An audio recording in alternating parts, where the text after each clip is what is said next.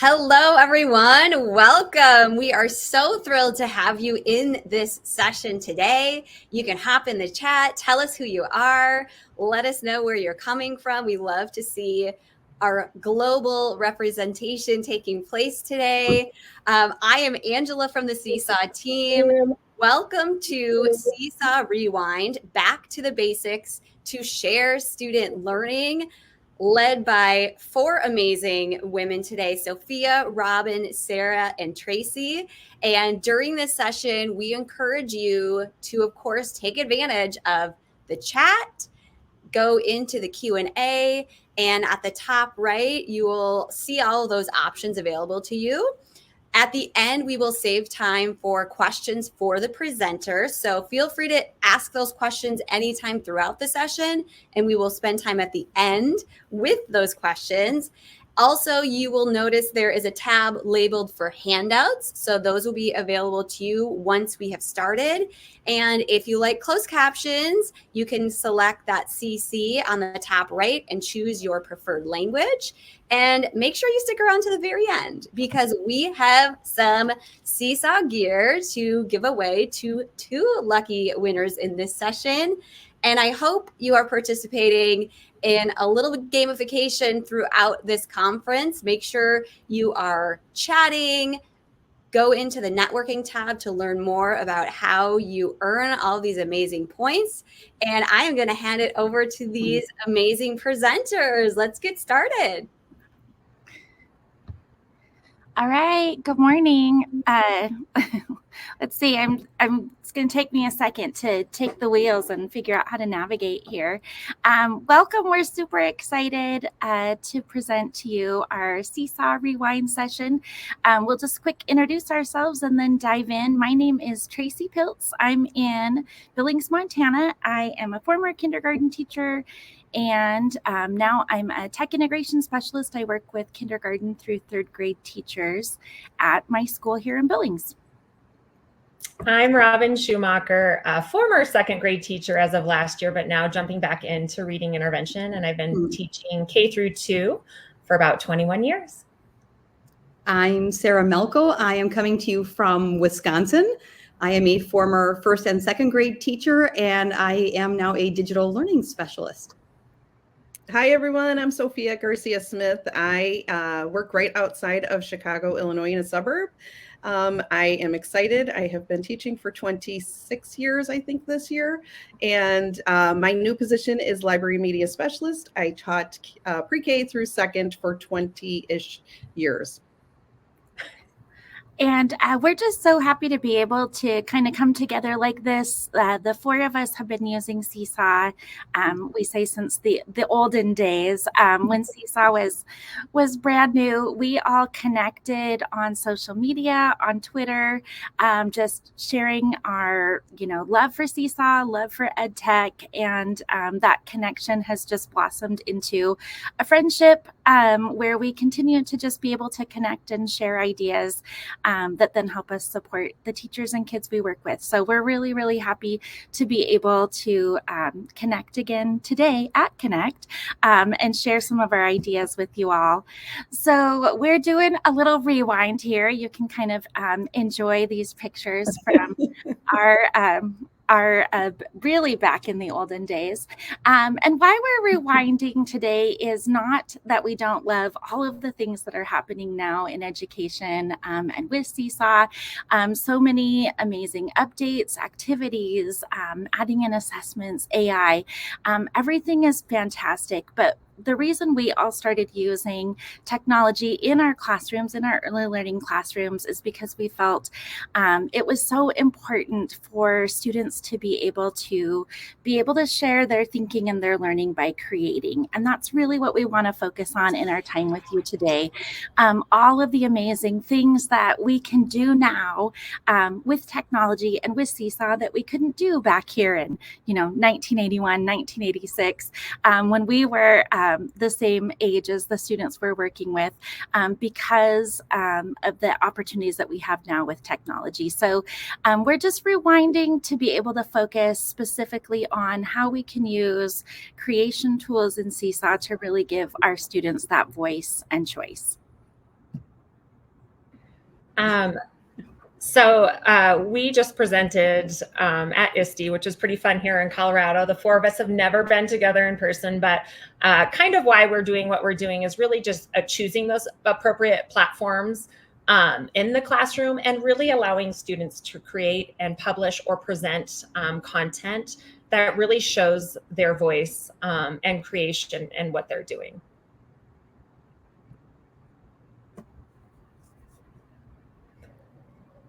So I'll jump in here, and this is our flashback. So when we started using Seesaw way back in the 2010s-ish, it was about 2015 when I started using Seesaw, and we had these tools, which look a little bit similar to what we have now. We didn't have activities, we didn't have skills, we didn't have a lot of things, but this is what we began with. And so it's kind of fun to have this rewind with these ladies because we remember what it was like when it first began and what it's become. And it's kind of incredible for all of us to see the growth of it. The reason why we love and still use Seesaw is obviously super easy to sign in on, simple to use the creative tools, clicking and having students have that choice to be able to pick how they're going to show their learning.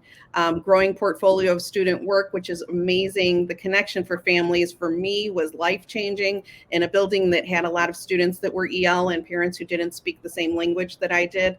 Having that flip of being able to communicate with them changed the way that the parents were looking at the way that we teach here in the United States and the way that we can communicate back and forth. And of course, an authentic audience is always the best thing. When a student knows their work is going to be shown with others, they take a little bit more pride in it.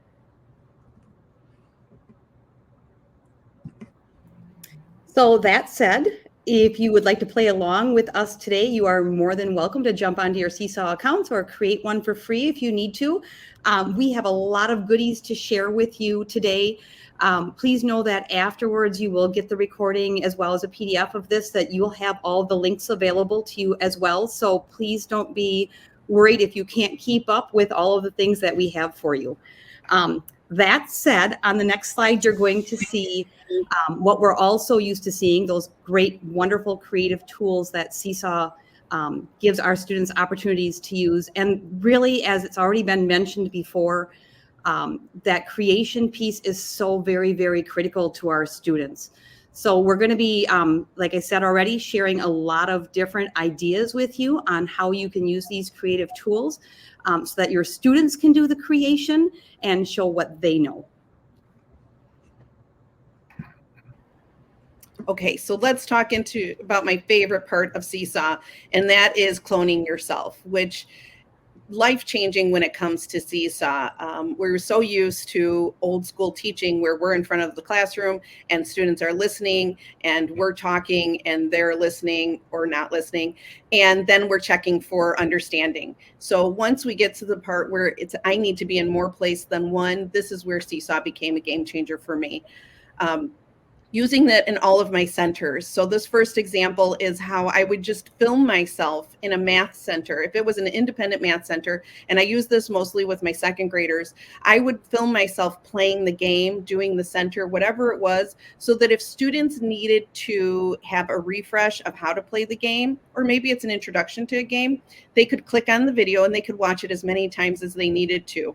What I did was I took my video and I turned it into a QR code, and I would leave the QR code on the center so students could simply use their cameras in their iPads, which we were in iPad district at the time. They would just click on the QR code and it would show the video. Again, they can rewind and fast forward to as many times as they needed to be able to do that center independently. That really stopped them from coming over to my maybe small group table and bothering me in the middle of my lesson. Same thing with the word work center. The way that I did it was that we had a sight words section where I would copy some sight words. They would look at the videos, hear me read the sight words, then record themselves with sight words and any other kind of word work that you have going on. So it's a great way to have your body somewhere without having to be there in person. So it was really great and helpful. So this was my most important centers that I started that became independent.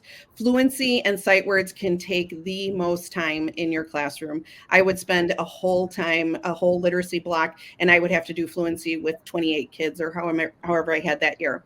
So what I did was I started to make it an independent center. For Fluency Fridays, I had a binder that had all of the levels. And I think we used reading A to Z. So there was levels A to Z, and they would be in a page protector like that in a binder. And there would be a list on the front part of the binder. The students would walk over to the binder and see what level they were supposed to read for the day. So let's say they were reading a passage from letter D. They would simply take a picture of the passage. They would hit the record button, and they would go ahead and record themselves reading that fluency passage. They could do it one day. They could do it 2 times. It was up to them. I gave them at least 2 tries to do it. So they would send those to me, and then later on in the evening or the next day or whenever I had a plan time, I could listen to those on my own time and really not take up that time where I could be working with small groups. The other one was sight words. Same thing, taking a long time to go over those flashcards and things like that. And so I would take pictures we used the Fry sight words, and the students again would take a picture of whatever list they were on. They would record themselves. I would check. Now, the way that I let them know whether they passed or not was in the comments. I would say, great job, you can move on to list number Z. Or I would say, let's try this again next week. And they would try their sight words again. So back and forth, it made it so much simpler for me to have this as an independent center, and really freed up time for me to meet with students who really need my one-on-one time. And another thing, a lot like Sophia had just shared, is an activity that I do with my students when we're working on heart words. Now, this is in 2nd grade, but as a reading interventionist, before I would do this with letters or heart words or anything really that we're working on. And I think, Tracy, can you hit play on that a minute? And you'll get to see a little snippet of kids trying to beat the teacher. Maybe. Uh-oh. So I don't think it's working right now, but that's okay. So essentially what you'll see up there is you'll see the students will see a heart word that we've learned. And what they will do is they'll try and say it before I say it. So if they don't know it, they hear my voice. But if they can beat me, their goal is to beat me. And within this activity that I do with students, then if they're ready to kind of test out of those words, that specific set of words, then they have in the activity a little checkout where they just go record themselves. And again, like Sophia said, I do just comment right below. I'll often either type a comment in or give a voice comment depending on what I'm doing. It also just allows the parents to see what the students are doing and can check in on the words that they're working on at home. So I think the other thing that I struggled with was I loved Seesaw, but then I was finding that I had 732 posts that I had to review. And I started to think, this is great, but this is a lot for me. So I was doing a lot of it after school or on my own time. So what I started to do was, this is in particular for a math lesson. I had a word problem of the day, and students would see the word problem. As you can see, there's a QR code, and I'll explain the QR codes in a little bit later on in our session. And I would have a QR code so that the student would get that picture. We would take that picture. When they scan the second QR code, which is the black and white picture, that would be a student who may be working at a little bit of a higher level. They would record themselves showing and explaining their work so that students could check their own work to see if they got the answer and if they did the work correctly. If they didn't, they had another try to add a second screen and go ahead and retry the problem now that they had a bit of a tutorial on how to solve the problem. This helped me tremendously because I wasn't grading all of these. I could see their second work to see if they mastered it or if it was something that I needed to go back and reteach. So using Seesaw as a way to make it a little bit more independent, even in a math center, is a great way for you to kind of take a step back and let them do the learning. Okay, so now we're going to talk about QR codes, because with the littles, I found this to be the easiest way to manage so many things in my classroom, as you can see. So it's really simple to create a QR code in Seesaw. There's 2 different ways, and there's a little graphic right there to show you how to do that. You could do it from the 3 dots. You go down, you can either do the print, and the print will give you the picture along with the QR code. And if you do it the other way, it's just going to give you a QR code. Now with the QR code on the left-hand side, as you can see, it shows the picture in the center of the QR code. And sometimes if you're giving an answer, it's probably not the best way to post a QR code. So sometimes going to the right and doing it as a print is an easier way. So I use QR codes in my classroom library. What I was finding was that I had a lot of students who had access to the iPads, but didn't have access to other things possibly at home. I'm talking back in the day when we had headphones and little cassette players, and we had to rewind tapes and all that good stuff for our learning centers. So 3 different ways that I use in my classroom library is that student book reviews. So there's these really fun little plastic pockets in the Target dollar section, and I know they're starting now, so keep your eye out. And what I do is I put that little pocket on the front of books in my classroom library. And that first one is the student book review. Students are simply clicking the green plus button. They're doing a review of the book without giving any of the important details of the book. And then I put those reviews on the front of the book so that if a student is like, I'm not sure I'm going to like this book, they can scan that QR code and see a book review automatically. The second one is the use YouTube as to create a read aloud. So in that green QR code at the bottom there, you see with Henry and Mudge, there are a lot of grandmas out there who love to read to their grandchildren at night on YouTube. And so what I do is I take that YouTube video, I make it into a QR code through Seesaw, and I put it on the front of the book. Now it's turned that book into a read aloud, read with a student. So they just put it, scan the code on their iPad, and then they put their headphones on, and now they can read along with the person who's on YouTube doing that. And then the last one is what every primary teacher hates, is when we have to do research projects and we have to find all of those sources that are kid friendly. So what I did is I took some nonfiction books. As you can see, this one was on caves. And then I created a QR code with a link to a safe website or to a safe organization that gave more information about caves. And now the students have absolutely 2 sources right away from using one book. Again, QR codes are amazing. Please use them. What I did was I created a fake student in Seesaw, and I would host all of these QR codes in there so that I wouldn't lose them year after year after year and can continue to use them. So I hope that those 3 things helped you. I find QR codes for littles the best. And then here's just a few ideas you guys will see. This was a pretty big idea that came to life 2 years ago with my new school and my new 2nd graders, is we were really exploring our culture and identity. And what we did was we took lots of activities that we had assigned in Seesaw where they were exploring their culture and their identity. And then we saved those QR codes on our desktop into separate folders. We printed those.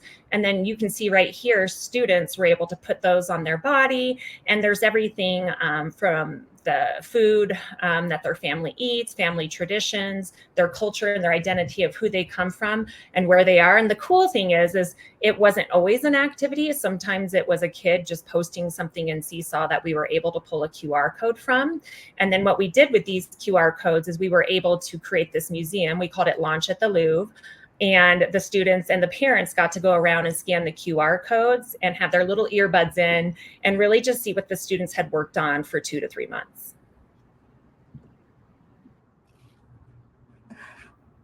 And then here's one more example. I have a few ideas. I have a wonder wall you can see there with the thinking bubble where students can create a wonder, and we put it up for a few months on a project they're working on. You'll see a timeline that my students created from Edward Tulane, which was a book where the character changes over time.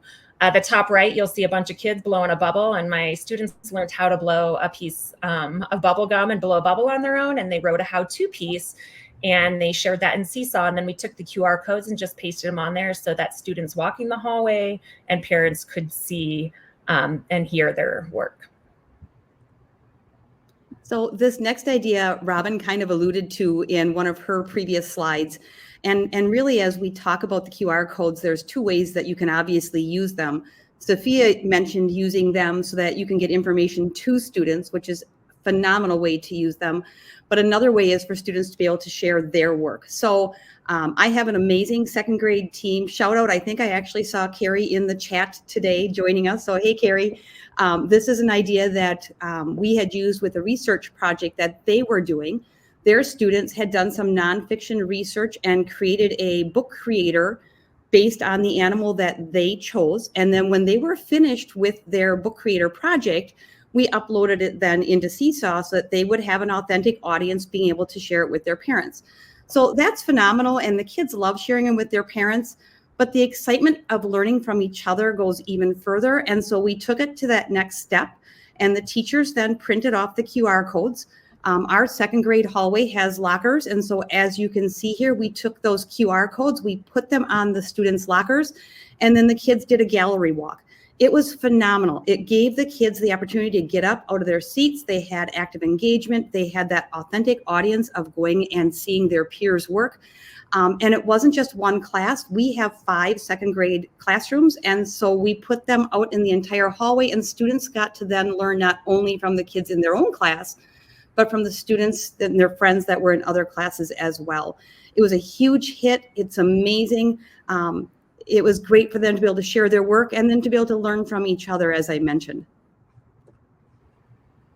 On this slide, we're not going to spend a lot of time on this slide, but again, we wanted to give you some resources to be able to access afterwards.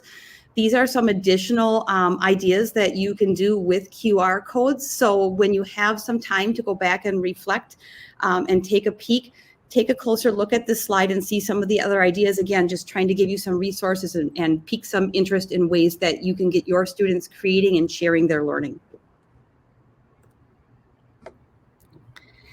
And next, we're going to just talk about the drawing tool in Seesaw. And also, I hope that you're noticing the amazing song lyrics that are showing up here at the bottom of all these slides. See, this is the problem. We can't hear you laughing. So hopefully you're laughing and enjoying some of these references, as well as learning today.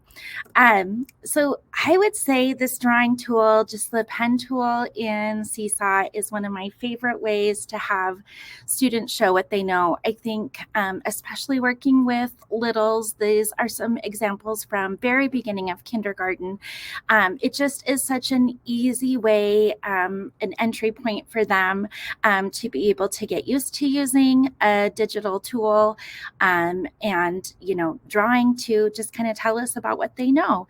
So these are a couple of examples. I really love this one. The one that has the blue outline on it was one of my favorite ones, because if you really look closely, the detail she put in her drawing to make it look exactly like what she was wearing was pretty amazing to me. And again, I think that transfers to then being able to really add those details to share some of her learning as well. So there's a few more examples in here. Those were kindergarten. These are from second grade. I think this was from Mrs. Westrope's class, if she's here. I love how students can just kind of document, describe their learning. They can draw, but then they can add their voice. They can add typing to that and really use all of these tools again to make it accessible, to show their thinking. And then this last piece here is just adding those annotations on top of a photo, I think adds that extra level and layer of being able to think and reflect and be creative. That top example there is probably one of my favorite activities. We read that Mo Willems, The Pigeon Has to Go to School book. And then students are able to go around their classroom and take a picture of something in their classroom that the pigeon gets to do at school, and then they get to add that drawing of the pigeon over top of it. And it's such a fun way to, again, get students used to using all of those different tools in Seesaw to kind of showcase their favorite pieces of the classroom and share their learning. Passing it off. Okay, thanks. Let's go back into literacy style. Holy cow, see, it's still summer break.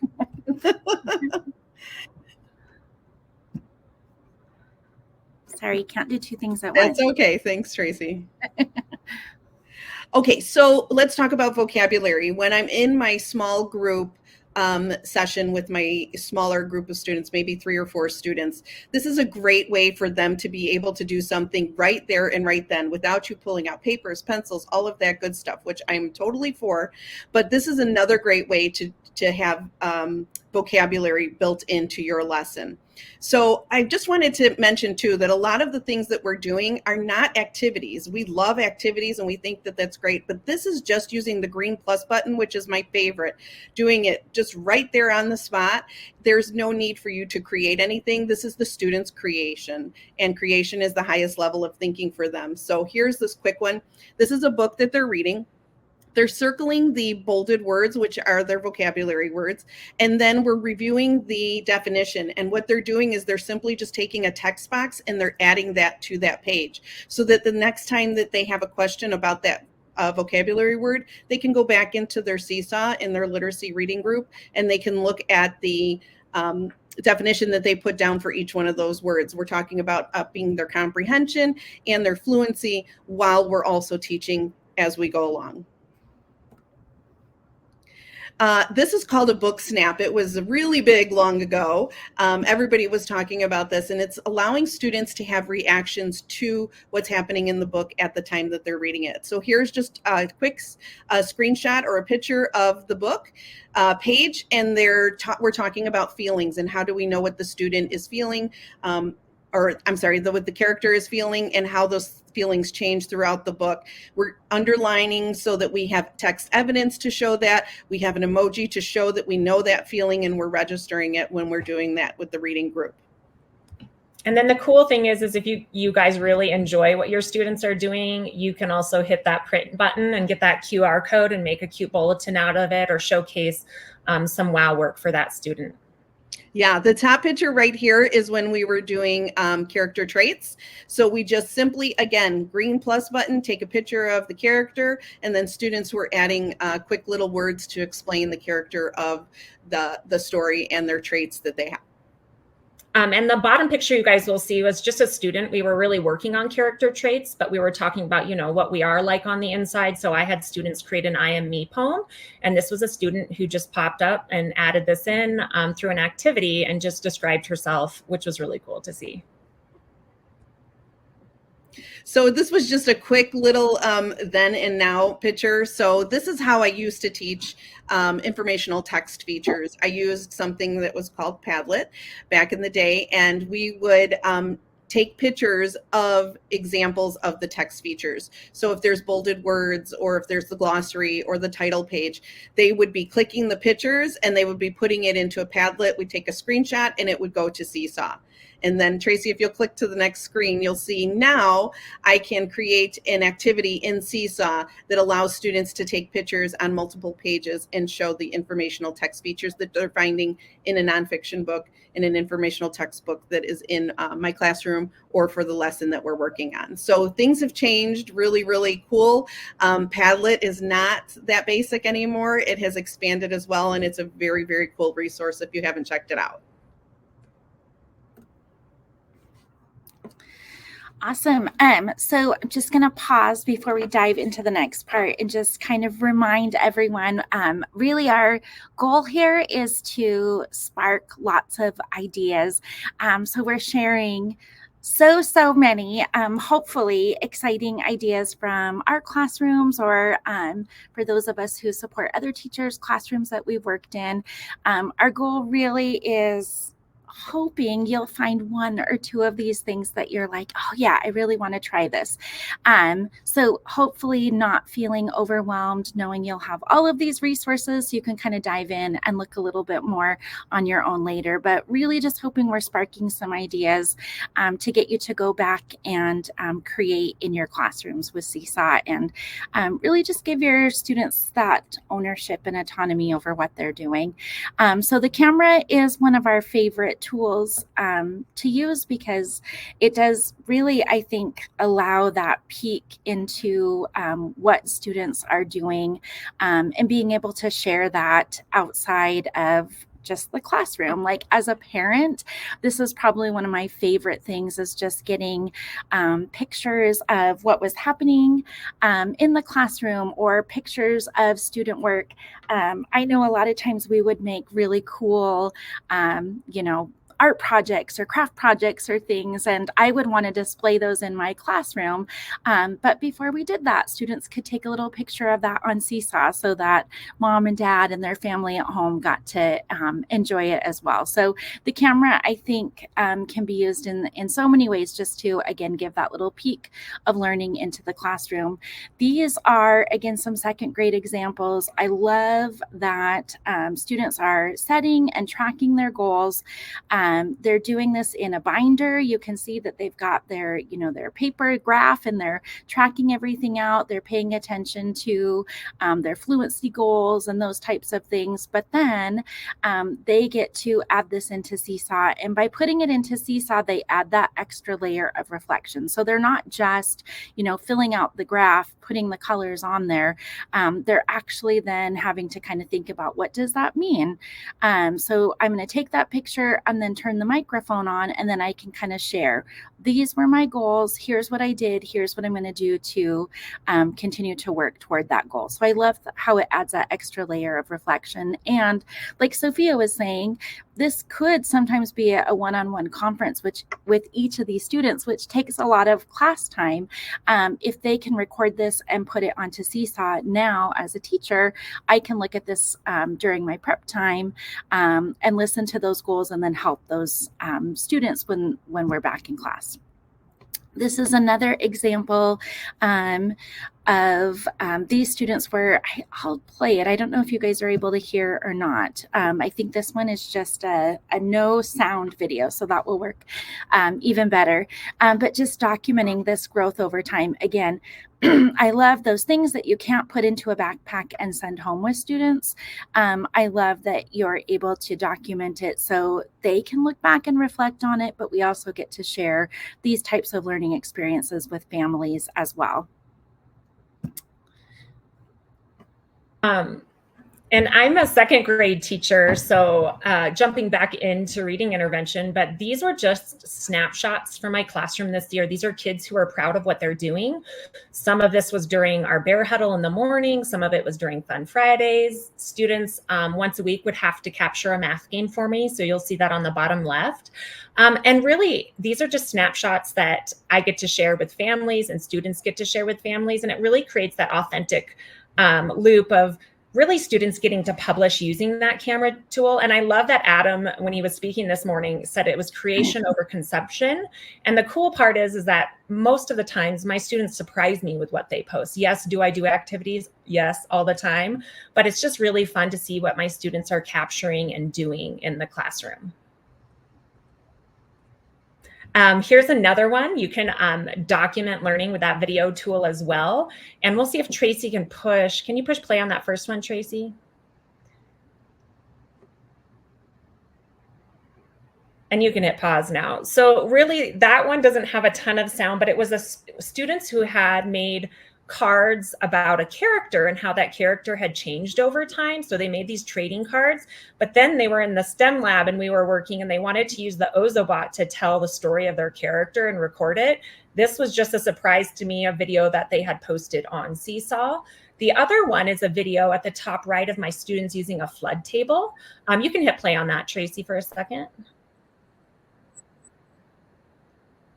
So the reason I love this video tool is because parents can see what we're doing at school even when they're not there. I'm also a Seesaw parent, so I get to see what my son's posting. So when he does have fun days where like the STEM team comes, or he's doing something like a field trip and I can't be there, I do get to be those set of eyes on the outside seeing what my son does. And I really love just having that glimpses into his classroom.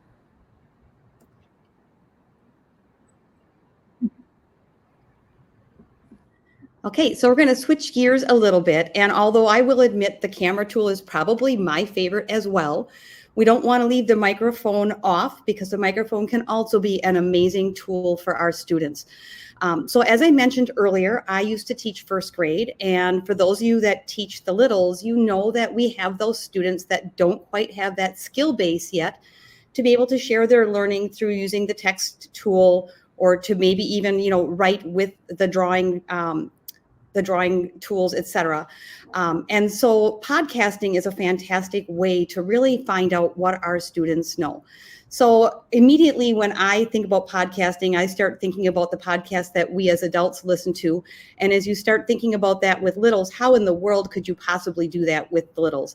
But really, honestly, when we think about what a podcast is, it truly just is an audio recording. And typically there's some cover art that goes with it to just draw your attention in. And so this year at our school, we had kind of started to delve into what do we want our students do to be creators. And we really wanted them to have a large variety. And so we started talking about, we want our students to do podcasting. We want them to do drawings. We want them to do videos. We want them to have the exposure to create digital posters and slideshows and several other things as well.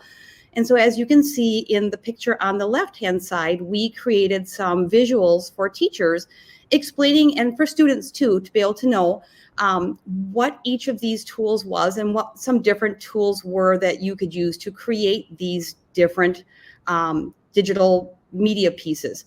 And so as you can see in the picture on the right, this is a first grader. They were learning about the sun and the moon. And again, just creating at a very, very basic level, using the microphone, students went out and found an image of their choice. So thinking about digital etiquette, digital citizenship, we really have students taking that creation and doing it on their own.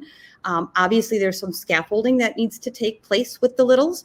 So we went out, we found images, they each chose what they wanted, they made that their background image, and then from there, they simply used the microphone tool to tell what they learned from that unit of study. So it was very, very simplistic. For those students that weren't able to write and share their learning, this was a fantastic way for them to be able to do it, and also then gives that engagement factor for them to have that authentic audience to be able to send that home and have that pride. So again, give it a try. With the kiddos, we even call it podcasting. It truly is, but that's thinking about vocabulary. It's what our students in this digital age know as well. So calling it a podcast kind of brings that renewed excitement. From there, we're going to kind of switch gears just a little bit. As we all know, Seesaw is amazing and all of the creative tools that it offers us. But there are so many other tools out there that also help to have our students be creators. And then Seesaw brings that platform into play to add onto it or to give students that authentic audience. So we're going to talk a little bit now about sharing creations from other apps. We really, with this section, are really encouraging you to find ways to amplify your students' voices. Amplifying student voice is so very important because it's a huge student engagement increaser. And achievement has also been shown to increase through amplifying student voice as well. I'm sure you've all done this. You've seen your students have that pride and that ownership. And it's a really great way to enhance your students' learning experiences as well with the content that you are working through. So again, like I said, we're going to go through this area. We've got a ton of examples for you. We will talk through some of them, but not all of them, because we do want to leave time at the end to also answer questions that you may have. So thinking about that, I had mentioned Book Creator with the QR codes earlier. Thinking in that regard, anything that can be linked, for example, Canva presentations, or anything that can be saved to your camera roll on your device can be shared on Seesaw. So some of the examples that we're going to share with you, I think Tracy's going to start us out here. So I'm going to let Tracy take over for this section. Well, this was probably one of my favorite activities that we did. We did this near the end of the year. I had been learning about AI. I don't know if you've heard anything about AI being a big deal in education right now. And again, working with littles, I just hadn't really dipped my toe into using that with students yet. But I saw this wonderful idea from Holly Clark at the FATC conference and wanted to give it a try. So again, this was with some second graders using a free tool called Adobe Firefly. The students basically just practiced creating really good descriptive prompts in the image generator to match character traits of some of our favorite stories that we have read. So we did this whole group first, and then students each got to pick their own favorite story and then use that image generator to make these characters. So hopefully without looking at the descriptions, you could kind of look and see right away who these characters are, because they really did have to spend some time kind of reiterating, like put in a prompt, think about, oh, what might I be missing to make this look a little bit more like Pete the cat? Maybe we have to give him his tennis shoes, and maybe we put some music behind him because we know that Pete the cat, that's really important. And so it was really great practice in not only thinking about those descriptive words for our characters to describe our characters, but figuring out how to really be explicit in generating some prompts for an AI generator as well. So loved this, but again, this is something that would have just sat on their device and nobody else would have been able to see without Seesaw. So after they generated these images, I was able to show them how to download and save these onto their device. And then once they uploaded it into Seesaw, again, we get to add that extra layer. They could have used the microphone because they were second grade. I asked them to use the text tool. We talked a little bit about that digital citizenship piece of then crediting that they did create this in an image generator. And so you'll see they said, I made a character from the book If You Give a Mouse a Cookie using Firefly. So just crediting what tool they had used in there. But I love that then we were all able to see each other's because they were on Seesaw. They could look at their classmates. It was really a pretty fun experience. And then, again, of course, their parents got to see it at home as well. So a very cool activity. And then for those of you that are specialists or even in the classroom, these are some samples I pulled from the classroom and from reading intervention that my students used. So these were app smashed with different things. My students at the top left there made a book bento box, and they did that in Google Slides. My students were doing a Minecraft March challenge. They took a screenshot of what they were creating and posted that into Seesaw. We did some .day stuff with Quiver, and students were able to post that and get a picture. And then right there, Balloons Over Broadway and Google Slides, kids just creating and having fun in the classroom. And just to add a few more, because there are just so very, very many. For those of you that are on Chromebooks, although this does work on iPad as well, our third graders were doing some biography research, and we were trying to find some ways for students, again, to access those creation tools to share their research versus just writing a paper. And so there's a site called wordart.com where our students went in and shared the character traits of the person that they were studying for their biography. And then you can choose images to put their words into. And so as you can see here, this happened to be Neil Armstrong, and they chose the picture of an earth, and then the character traits were built into that image. Super duper easy way. We took a screenshot of it when we were done. And again, if you can do a screenshot, you can put it up into Seesaw. Chatterpix down in the bottom left-hand corner is a phenomenal and a super duper easy video creation tool that you can use. Students from K-5 all love it. Oh, looks like we're refreshing here. Oh, she's going to play it for us. Yay, thank you, Tracy. I'll let that play.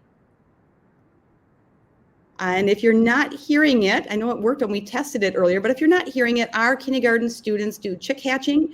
And so at the end, they all went and took a picture of their favorite chick, put that into Chatterpix. You simply add a little line where you want the mouth to go. And then students record whatever information it is that they're going to share, and it basically brings that image to life by having the image do the talking. So just a super fun way, very engaging for our students. Up in the top, Padlet's been mentioned already. Padlet has a great feature where you can actually do a timeline. So our students that were doing biographies created a timeline by inserting images of their person's life.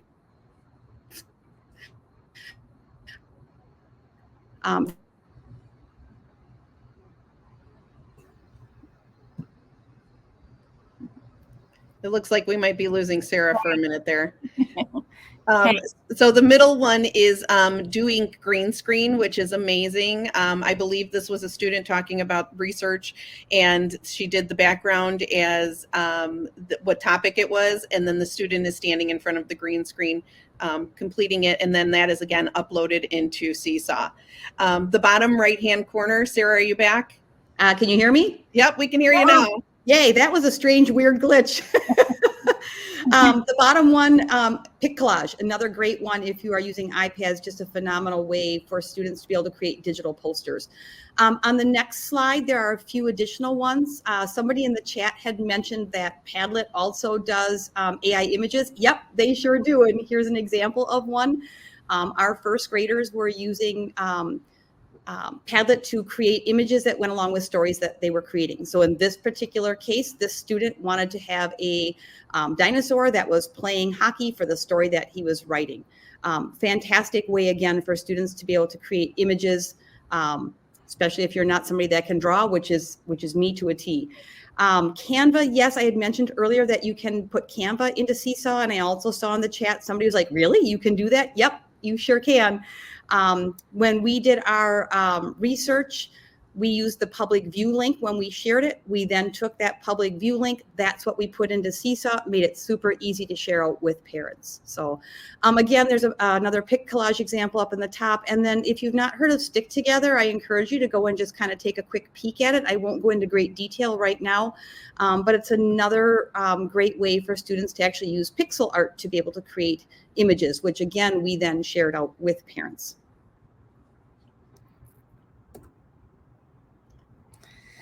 Awesome. Thanks, Sarah. Glad you made it back. So as we wrap up, one of the last things we wanted to share are just some ideas of anchor charts that support student learning. As we mentioned, most of us have spent most of our years in education with young students and just really know the benefit of providing just a lot of visual cues and reminders for our students just to be able to support them as they're working through different tasks. So these are just a couple of examples. Seesaw has lots of great printables. I really like starting with that Seesaw class pledge, especially with students who haven't used a digital portfolio platform a lot. And interacting with one another and kind of knowing what types of things. Robin talked about all the great surprise, pictures and things that she gets on Seesaw, but they can also get a little out of hand sometimes if they don't have particular expectations for what kinds of things they can be sharing and how often they can be sharing and that sort of thing. So I think that class pledge is a really great way to just start having that conversation with your students. Over on the right, and I believe if you click that, I think I double checked it. If you click it, it should open up some printables that Seesaw created with all of those icons. But that little pocket chart was from a kindergarten classroom that I visited, and I really loved how, she just made it really clear, like you're going to do this first, next, then, and last. Here's how you're going to post what you're doing to Seesaw. I work with a lot of classes, and a lot of times kindergarten teachers think that those littles can't use these digital tools, and they can. We know that they can, but having these supports and kind of visual cues and reminders in place, I think really helps them be a little bit more independent with it after having some practice. So a couple of ideas, and then Sophia will share about her tag idea as well. So I went to college back in the 1900s, as my children like to say. And in 2016, I think it was at our first Seesaw Connect, when it was live and in person, I introduced tag to many audiences. And so what it is it's a simple way to teach digital citizenship, especially when we're using Seesaw and having students comment on each other's work. So we use the acronym TAG, T-A-G. T is tell me something you liked. And the way that we explain this to students and to parents is that when you give somebody a heart, it doesn't tell you what they liked about it. They just say that they liked it. Giving more information. I like the way that you colored that. I like the way that you stayed in the lines. I like the way that you gave me more information, is a great way to give feedback. The A is ask a question. So if you've seen somebody's work and you still have a question afterwards, you know, how did you create that? What did you use to create that? How does that work? That's another way to give feedback to students so that they can give you a little bit more information. And then the G is give a suggestion. And I always talk about using the words, you know, how do you do this without offending somebody, giving a suggestion like, oh, I really didn't like the colors that you colored that in. And just kind of taking that and using words that are appropriate so that a student can get feedback and then better their work. Because in the end, that's what feedback is about, getting feedback so that you can improve your work or to see that you're on the right track and that you're doing what you're going to be doing. So I think that I linked that poster. If I did not, I will go back into the slides and I will link it.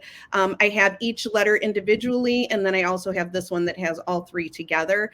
I also share this with parents at the beginning of the school year and say, I love that you love Seesaw, but giving just a heart is great, but here's another way that you can do it, and giving them this simple way. We also do this with without using technology. So we do it on paper just so that they get used to those words that they're using consistently and constantly. And I think that that really helps with giving feedback and the reason why we teach digital citizenship.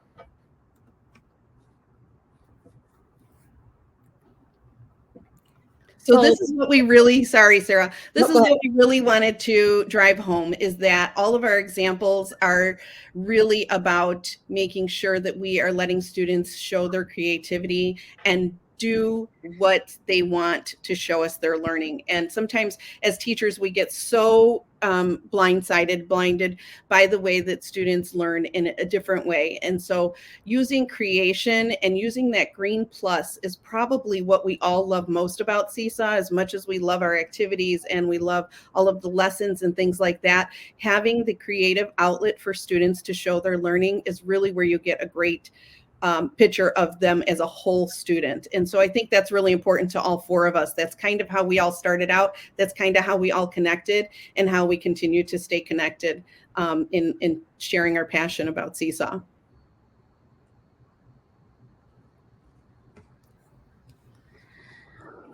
I think it's about time for a Q&A, but just a couple last slides. If you have a copy of this, you'll have these links, but we purposefully didn't really show a lot of how-tos. We really wanted to spark, you know, what you can do with all of these things. So if you need to learn more, some websites here from Seesaw with some great resources for learning more.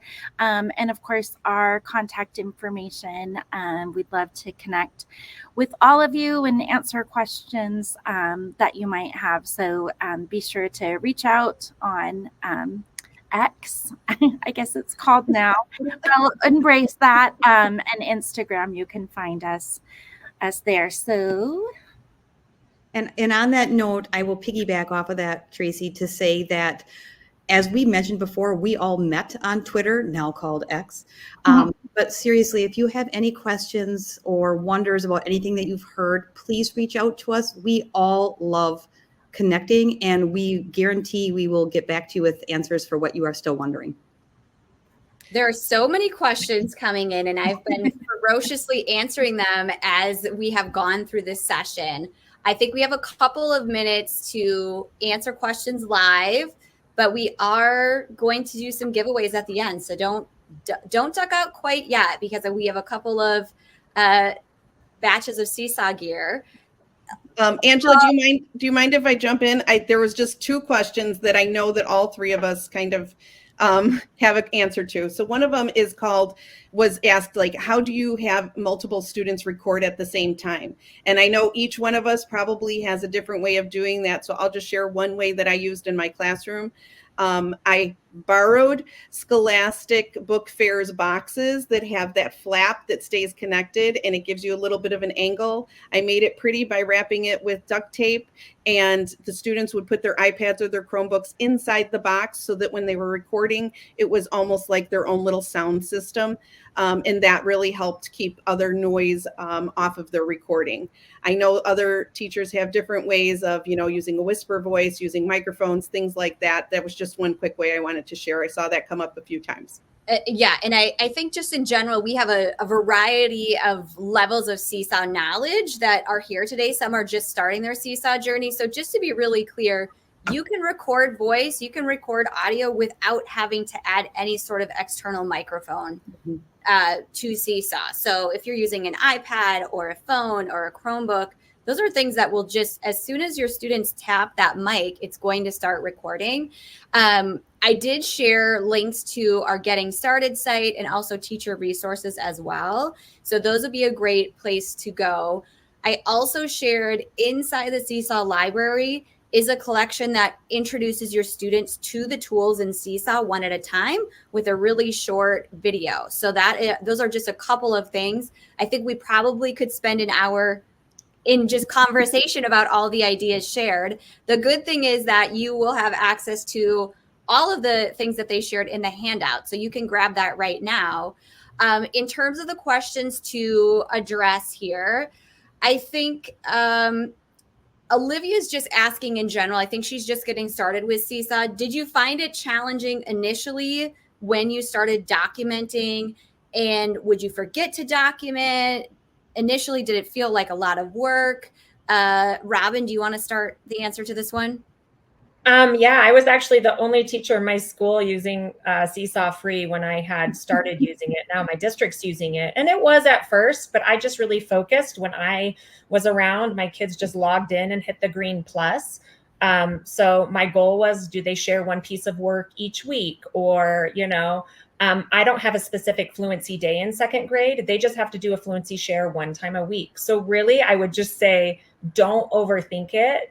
A lot of times I took great pictures of what my kids were doing in the classroom, and then it was just me posting to the parents and the families of things we were doing.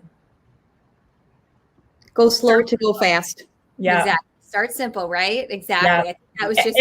And I'll say you'll be surprised because like everything when Seesaw had started, my son was 4. Now he's in 4th grade.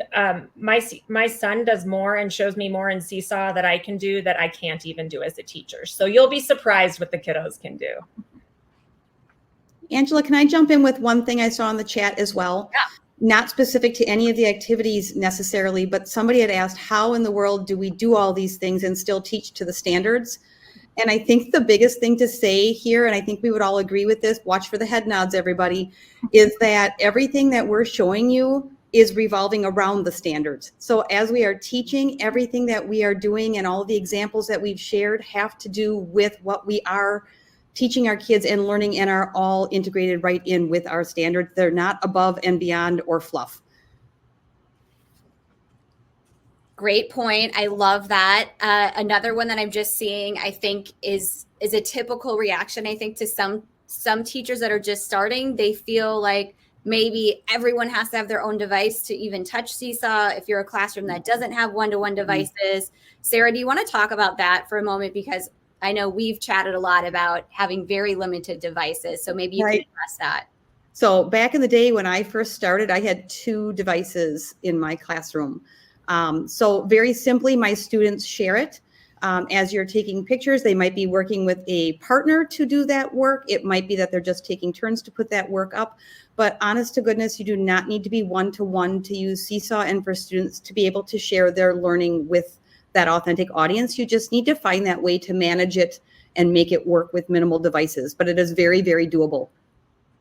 And I'm going to hop in. There's so much more we can talk about. And if you are on Facebook and go to the Seesaw Teachers Facebook group, there is so much conversation that you can have there and questions that you can ask or share. What you've already done is a great place to go and continue to interact. So you will be emailed a certificate for attending this session. So keep a lookout for that. As I mentioned at the beginning, we are gamifying this experience at Seesaw Connect. So you can earn points towards prizes. But in a moment, guess what? I am actually going to launch our giveaway for this session. So I am going to get started right now. And we are going to spin this and see who our 2 winners are for this session. Yay. I know, it's just like, ooh, let's see. And Suspense. Okay, so Lisa and Nikki, you are our winners for this session. How amazing. I'm just going to capture that. In about a week, we will connect with you. You will get an email from us if you are one of the winners. So there's nothing you need to do right now to claim that Seesaw gear. Yay, yay, yay. So exciting. But for all of you that are here, thank you so much for joining us. There's so much to still interact with. Check out the leaderboard. Check out the networking tab. That's where you're going to find the leaderboard. And so many more sessions are happening over the next day and a half. So we so appreciate all of our presenters, Tracy, Robin, Sarah, and Sophia. As always, so inspirational. And we can't wait to see everyone in the next session. Thanks. Thank you. thank you.